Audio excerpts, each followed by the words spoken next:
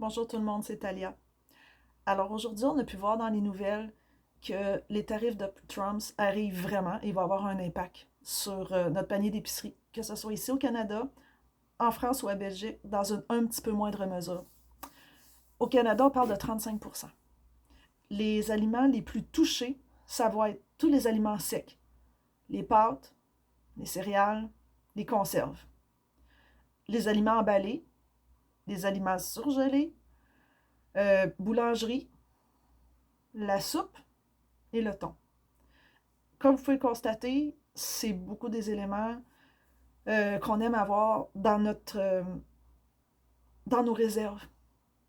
C'est vraiment au niveau de nos réserves, c'est des aliments qui se conservent longtemps et que tout bon prepper a dans ses réserves. Au niveau de la France et de la Belgique, c'est plus des tarifs de 10 à 25%. Les aliments les plus impactés, ce qui va coûter plus cher au niveau de l'épicerie, c'est le riz, les jus, la viande, les fruits secs. Bon, le chocolat blanc aussi, mais personnellement, je trouve pas que c'est nécessaire pour la survie. Alors, qu'est-ce qu'on peut faire contre ça?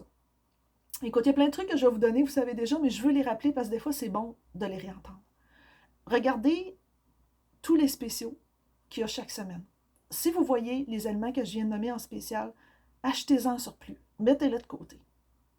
Parce que quand les prix vont monter, vous allez être content de les avoir payés beaucoup moins cher. Fait que ça, c'est une bonne stratégie.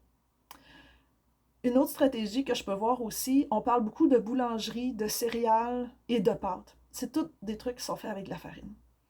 Euh, Ce que vous pouvez faire, ce que moi j'ai fait depuis quelques années, j'ai décidé d'acquérir des compétences pour faire des trucs moi-même. De faire mon pain moi-même, puis certaines pâtes alimentaires aussi. Honnêtement, c'est pas quelque chose qui est compliqué. Au début, ça l'est, parce qu'il faut tout réfléchir. Mais une fois qu'on a pratiqué beaucoup, il y a des automatismes qui embarquent et ça prend de moins en moins d'énergie à faire. Alors, je vous invite à commencer à développer ces compétences-là tout de suite. Comme ça, quand vous allez vraiment en avoir besoin, parce qu'il n'y a pas juste les tarifs de Trump, là, il y a aussi l'inflation et les changements climatiques, tout ça qui font que tout coûte de plus en plus cher. Fait que si vous vous y prenez d'avance, pendant que vous avez encore le choix, pour acquérir des compétences à votre rythme, prendre un petit break ou une petite pause si vous êtes malade ou quoi que ce soit, parce que vous n'êtes pas obligé, mais les développer tranquillement mais sûrement, ben, quand ça va être rendu nécessaire, là, ça ne sera pas difficile pour vous de le faire. Ça va vous demander un petit peu d'énergie, mais 10 fois moins que si vous commenciez à le faire, parce que l'apprentissage va être là, l'automatisme va être là, ça va être facile, vous n'aurez même pas besoin de penser et ça va se faire par geste automatique. Je vous le dis parce que moi, je le fais. Alors, acheter en spécial plus que ce que vous avez de besoin, le stocker, apprendre aussi à cuisiner par vous-même, à partir de rien. Euh, En passant, même la farine, c'est à peu près un an que je vois la date de péremption. Honnêtement, il y en a que j'ai mangé après la date de péremption plusieurs mois, puis la farine était très bonne pareil, là, honnêtement. Mais c'est quand même bon de faire une rotation puis de gérer vos réserves intelligemment. Je ne l'ai pas toujours fait de façon optimale, mais je vous encourage à le faire dès le début. Ensuite, je regardais au niveau de la France, de la Belgique, bon, du riz. Ça, du riz, c'est quasiment éternel. Fait que, aussitôt qu'il y en a en spécial, achetez-en un sac de plus, mettez-le de côté. Par contre, j'ai une suggestion à vous faire, achetez un riz qui est bon. Parce que j'ai fait l'erreur d'acheter un riz en spécial qui était pas très bon, qui était pâteux, et il faudrait vraiment, vraiment que je sois mal pris puis que je manque de nourriture pour le manger. Alors, achetez-en du bon, qui est à rabais. Mettez-en de côté un peu plus, puis vous allez voir à un moment donné, vous allez avoir une belle réserve. Parce que du riz, on peut aller loin avec ça.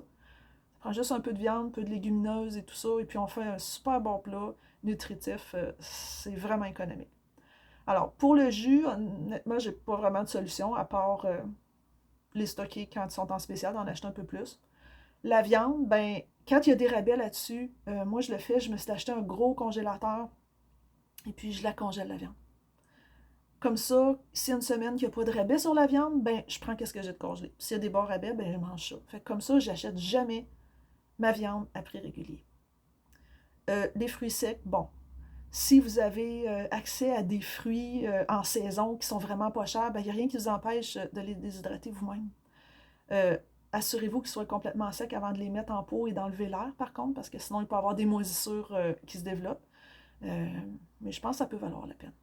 Alors voilà, c'était mon petit topo d'aujourd'hui pour vous aider à vous préparer sans paniquer. Si vous avez aimé ma vidéo et que vous l'avez trouvée utile, ben, faites un petit thumbs up, ça va m'encourager. Puis abonnez-vous. Je vais avoir plein d'autres trucs. Je vais parler de ça selon l'actualité, de qu'est-ce qui se passe, pour vraiment vous aider.